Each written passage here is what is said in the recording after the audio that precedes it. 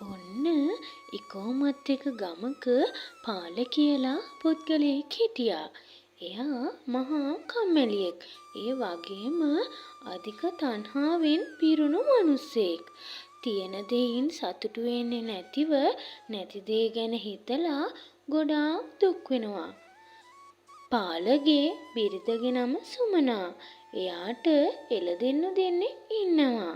සුමනා එයාගේ එළදෙනුන්ගෙන් කිරි දෝලා ඒ කිරි ටික ගිතෙල් බවට පත් කරලා ගම වටේටම ගිහින් විකුණනවා.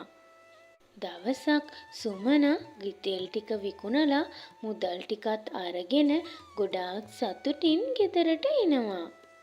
අද ගිතෙල් විකුණලා අපිට රුපියල් 20ක් ලැබුණා. ඔයත් මට ටිකක් උදව් කළොත් මගේ වැඩ පහසු වෙයි. අපිට තියෙන ණය ටිකත් ඉක්මනටම බියවන්න පුළුවන් වෙයි. ඔයා මේ වගේ කිරි දෝවලා ඒ කිරි වලින් ගිතෙල් හදන එක මට නම් හොඳයි කියලා හිතෙන්නේ නැහැ. ඒ වගේම දෙපාරක් කිරි දෝවන්නත් ඕන. උන්ට වෙලාවට කන්න දෙන්නත් ඕන. ඒ විතරක්ද හැමදාම ගව් මඩුව පිරිසිදු කරන්නත් ඕන. මේ විදිහට දවස් 30ෙම මහන්සි වුණත් රුපියල් 20නේ ලැබෙන්නේ. ඒකට අපේ ගේ ඉස්සරහ ගෙදර රණිව බලන්නකෝ. ඊයේ පෙරේදා තමයි ව්‍යාපාරය පටන් ගත්තේ. කිසිම අමාරුවක් නැතිව දවසට රුපියල් 100ක්ම හම්බ කරනවා. ඒ නිසායි මාත් එයා වගේම ව්‍යාපාරයක් කරන්න හිතුවේ. මොනව? ඔයා ව්‍යාපාරයක් කරන්න යනවද? එහෙම කරන්න වුණත් අපිට ආයෝජනයක් කරන්න වෙනවනේ. ඒ වගේම ව්‍යාපාරයක් කරනවා නම් ලාභය විතරක් නෙවෙයි අලාභයකුත් විඳින්න වෙනවා. ඒකටත් අපි ලෑස්ති පිට ඉන්න ඕන. මං ඒවා දන්නවා සුමනා. ඒත් මුලින්ම ව්‍යාපාර කරන්න ආයෝජනය විතරයි ඕන. ඒ නිසායි අපි ගාව ඉන්න එළදෙන්නු දෙන්නව විකුණලා ඒ මුදලින් හොඳ ව්‍යාපාරයක් කරන්න හදන්නේ. දැන් අපි ජීවත් වෙන්නෙම ඒ එළදෙන්නුන්ගෙන්. එයාලව විකුණන්නේ කොහොමද? මං ඒ ගැන දන්නේ නැද්ද? අපි ව්‍යාපාරයක් කළාම හොඳට හම්බ කරන්න පුළුවන්නේ. එතකොට ඒ එළදෙන්නු දෙන්නවම ආපහු ගමු. එහෙම කියලා තම බිරිඳව කැමති කර ගන්නවා. ඊළඟ දවසේ උදින්ම ඒ එළදෙන්නු දෙන්නවම දක්කගෙන කැලෑ පාරෙන් ඒ එළදෙන්නු විකුණන්න යනවා. ටික දුරක් යනකොට අතරමඟ හොරෙක් ඇවිත් පාලව බය කරලා ඒ එළදෙන්නුන්ව දක්කගෙන යනවා. ඉතින් පාල කරන්නේ මොනවද කියලා නොදැන ගහක් යට ඉඳගෙන අඬනවා. පාල අඬන එක ඈත ඉන්න තාපසතුමෙක්ට ඇහිලා ඒ තාපසතුමා පාලට කතා කරනවා. දරුව, ඔබ කවුද? ඇයි මෙතන අඬාගෙන ඉන්නේ? තාපසතුමා එහෙම අහනවා. ඒකට පාල මෙහෙම කියනවා. තාපසතුමනි, මගේ නම පාල. මම ආවේ මගේ එළදෙන්නු දෙන්නව විකුණලා ඒකෙන් එන මුදලින් ව්‍යාපාරයක් කරන්න හිතාගෙන. ඒත් ඊට කලින් හොරෙක් ඇවිත් මගේ එළදෙන්නු දෙන්නව දක්කගෙන ගියා. දැන් මොනවා කරන්නද කියලා මට තේරෙන්නේ නැහැ. දුක් වෙන්න එපා දරුව. ඔබට මම අර එළදෙන්නු දෙන්නව දෙන්නම්. එහෙම කියලා එක මාණිකයක් අතට අරන් මන්ත්‍රයක් ජප කරනවා. එතකොටම පාලගේ ඉස්සරහට එළදෙන්නු දෙන්න මතුවෙනවා. ඒක දැකලා පාල ගොඩාක් පුදුම වෙනවා. ඔබට ගොඩක් ස්තුතියි තාපසතුමනි. මම දැන් ගිහින් එන්නම්. එහෙමම මං පොළට ගිහින් මේ එළදෙන්නු දෙන්නව විකුණලා මුදල් අරගන්නම්. එහෙමම කරන්න දරුව. දැන් පිටත් වෙන්න. තාපසතුමා එහෙම කියනවා.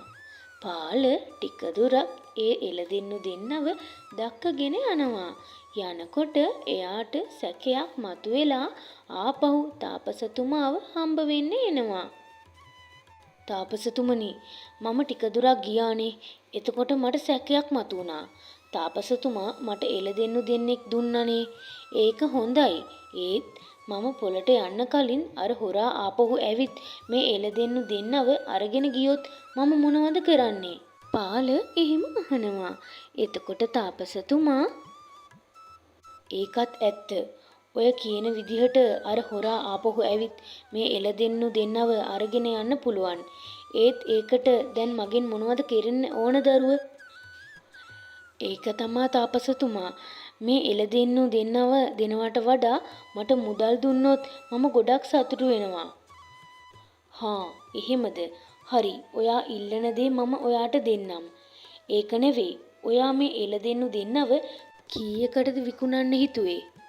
තාපසතුමා එහෙම අහනකොට ටිකක් හොඳට කල්පනා කරලා තාපසතුමනි මම මේ එළදෙන්නු දෙන්නවම රුපියල් 500කට විකුණන්න හිතන් හිටියේ. හරි එහෙමද? එහෙමනම් මම ඔයාට රුපියල් 500ක් දැන්ම දෙන්නම්.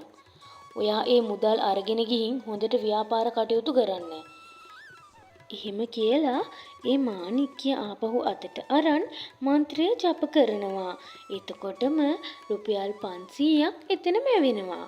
ඒක දැකලා ගොඩාක් සතුටු වුණු පාල ඒ මුදල අරගෙන ටික දුරක් යනවා.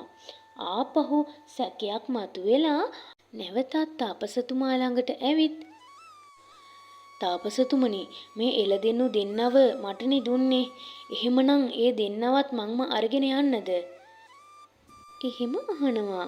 එතකොට තාපසතුමා හරි දරුව ඔබම අරගන්න. එහෙම කිව්වම තාපසතුමා දුන්නු රුපියල් 500ත් මේ එළදෙන්නු දෙන්නවත් දක්කගෙන ටික දුරක් ගිහින් ආපහු එනවා. තවත් මොනවද ඕන දරුව? ඒක නෙවෙයි තාපසතුමනි. මට ව්‍යාපාරයක් කරන්න මුදල් දුන්න හොඳයි. ඒත් ව්‍යාපාරයක් නම් ලාභය අලාභය යන දෙකම තියෙනවනේ. ලාභය ලැබුණොත් කමක් නැහැ. ඒත් අලාභයක් ඇති වුණොත් මම මොනව කරන්නද තාපසතුමනි? ඒකත් එහෙමද? එහෙමනම් ඔයා කරන ව්‍යාපාරේ ඔයාට ලාභය විතරක් ලැබෙන්න මම ආශිර්වාද කරන්නම්. ඉන්න දරුව. එහෙම කියලා ඒ මාණික්‍ය ආපහු අතට අරන් මන්ත්‍රය ජප කරනවා. ටික වෙලාවකට පස්සේ ඒ තාපසතුමා මෙහෙම කියනවා. ඔයා ව්‍යාපාරේ පටන් ගත්ත දවසේ ඉඳන් ඔයාට ලාභයක් විතරයි ලැබෙන්නේ. ඒ නිසා කිසිම දෙයක් ගැන බය නොවි සතුටින් යන්න දරුව. පාල හිතින් මොන ව්‍යාපාරය කළොත්ද හොඳ කියලා කල්පනා කරගෙන ටික දුරක් ගිහින් ආපහු තාපසතුමා ළඟට එනවා. එතකොට තාපසතුමාට ටිකක් තරහා යනවා. ඒත් තරහ නොවි ගොඩාක් සංසුන්ව ආපහු මොකටද ආවේ දරුව? තාපසතුමනි මම ව්‍යාපාරේ කරලා ඒකෙන් ලාභ ලබන්න ටික කාලයක් යනවනේ. ඒත් මට ණයට මුදල් දුන්නු පොලිකාරයා එතකන් ඉවසන්නේ නෑනේ. ගෙදරට ඇවිත් රණ්ඩු කරයිනේ. ඒ නිසා මට රුපියල් 1000ක් දුන්නොත් මම ගමටම ගිහින් පොලිකාරයාට ඒ මුදල් ටික දෙනවා. ඒකටත් හරි කියලා ඒ මාණික්‍ය ආපහු අතට අරන් මන්ත්‍රය ජප කරලා ඊට පස්සේ එතන රුපියල් 1000ක් මතුවෙනවා. පාල ගොඩාක් සතුටු වෙනවා. එතකොට තාපසතුමා මෙහෙම කියනවා. හරි දැන් පිටත් වෙන්න දරුව. මම දැන් තපස් රකින්න ඕන. තාපසතුමා මට තව දෙයක් තියෙනවා. දරුව මේ මොහොත වෙනකන් ඔයා ඉල්ලපු හැමදේම නෑ නොකිය ඔයාට දුන්නා. ඒ නිසා මේ වෙනකන් ඔයා ගාව තියෙන දේන් සතුටු වෙන්න. දැන් පිටත් වෙන්න දරුවා. නෑ නෑ තාපසතුමා මේකයි අවසන් වතාව. බැහැ නොකියා කරන්න තාපසතුමා. එහෙම කියලා බැගෑපත්ව ඉල්ලනවා. හරි ඔයාගේ ඉල්ලීම ඉක්මනට කියන්න දරුව. මම ඉල්ලීම් කරන හැම වෙලාවෙම ඔබතුමා අතට මාණික්කයක් ගන්නවා. ඒක දැක්කම ගොඩාක් බලගතු මාණික්කයක් වගේ පේන්නේ. ඒකයි ඒ මාණික්කය මට දුන්නොත් මට කිසිම ප්‍රශ්නයක් ඇති වෙන්නේ නෑ. මට ඕන දෙයක් ඕන වෙලාවක මට අර මාණික්කෙන් ඉල්ල ගන්න පුළුවන්. ඔබතුමා මේ වෙනකන් දුන්නු මේ මුදල් එළදෙන්නු මේ ඔක්කොම තියාගෙන ඒ මාණික්කය මට දෙන්න තාපසතුමනි. ඒකට තාපසතුමා බලන්න දරුව මේ ගොඩාක් බලගතු මාණික්කයක්. මේ මාණික්කය මම හැර වෙන කවුරු ඇල්ලුවත් මේ මාණික්කයත් එක්කම මම ඔයාට දුන්නු හැමදේම ෂණිකයකින් නැති වෙලා යයි.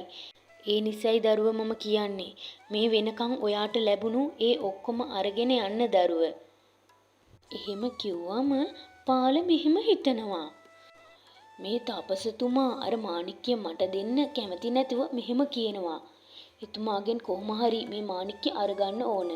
එහෙම හිතාගෙන හරි තාපසතුමා. එහෙමනම් මං පිටත් වෙන්නම්. ඔබතුමා තපස් රකින්න.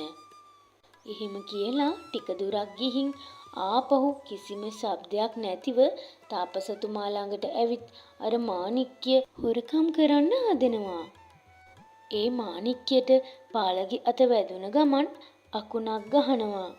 ඒත් එක්කම තාපසතුමා දුන්නු මුදලුයි එළදෙනුයි නැති වෙනවා. පාලට කිසිම දෙයක් තේරෙන්නේ නැහැ. මම ඔබට කලින්ම කිව්වනි දරුව, මං හැර වෙන කවුරු මේ මාණික්‍ය ඇල්ලුවත් ඒ මාණික්‍යයට ඇති බලය නැති වෙයි කියලා. මිනිස්සෙකුට ආශාව කියන දේ තියෙන්න ඕන දරුව. ඒත් මෙච්චර තණ්හාව හොඳ නැහැ. එතකොට පාල දුකින් මෙහෙම කියනවා. මට සමා වෙන්න තාපසතුමනි, මම ලොකු වැරැද්දක් කළේ. මට අර මාණික්‍ය එපා. ඔබතුමා දුන්නු මුදලුයි එළදෙනුයි ඇති. දැන් මගේ අතේ කිසිම දෙයක් නෑ දරුව. ඔයාට දුන්නු හැමදේම ඔයාම නැති කරගත්තා. මොන වුණත් අතේ තිබුණ දේ නැති කරගත්තට පස්සේ ඇති ඵලය මොකක්ද දරුව? තාපසතුමා එහෙම කියනවා. කරන්න දෙයක් නැතිව හිස් අතින්ම පාල ගෙදර යනවා. එළදෙන්නු විකුණපු මුදල් කෝ? මොන ව්‍යාපාරයද කරන්න හිතන් ඉන්නේ? ඒ විදිහට Tamanගේ බිරිඳ ඇහුවාම සිද්ධ වෙච්ච හැමදේම පාල තම බිරිඳට කියනවා. එතකොට සුමනා දුකින් මෙහෙම කියනවා. මොනව වුණත් මහන්සි නොවි කිසිම දෙයක් ලැබෙන්නේ නැහැ. එහෙම ලැබුණත් ඒවා දිගුකල් පවතින්නේත් නැහැ. දැන්වත් මේක තේරුම් අරන් හැදෙන්න. පාල ඒක තේරුම් අරන් එදා ඉඳන් මාන්සි වෙලා වැඩ කරලා හොඳට ජීවත් වෙනවා.